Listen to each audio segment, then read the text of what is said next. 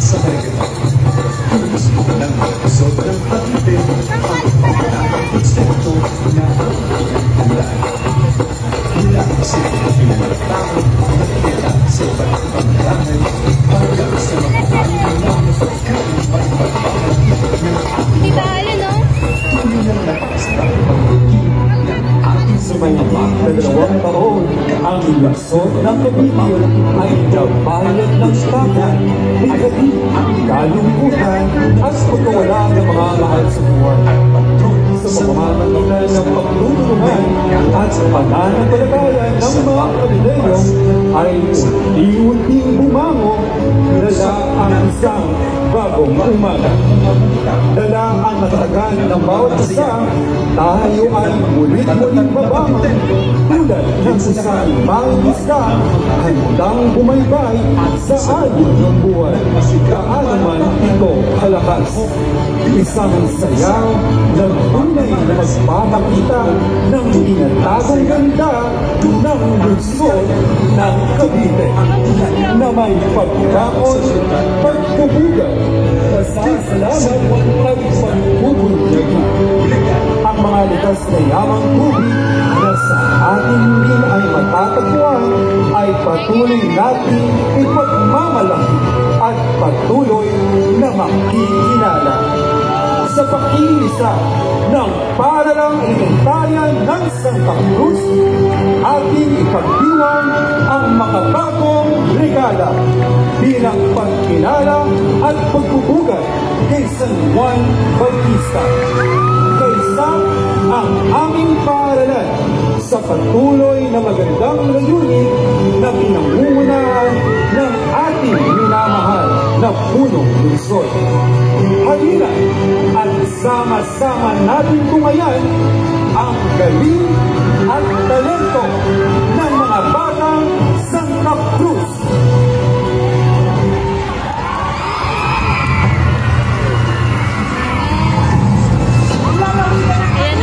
Ang nakapantala sa buong bansa sa buong Agosto. Sana ko ang itong araw na ang 10,000 bagong kaso ang naisalat sa lalawigan. Ang kanilang lokal na pamahalaan ng ilang araw na raw umahatulang ng dagdag na bakula, lalo na ngayong puno ang marami sa kanilang mga ospital. Yan ang sinusuhan ni Ian Kung.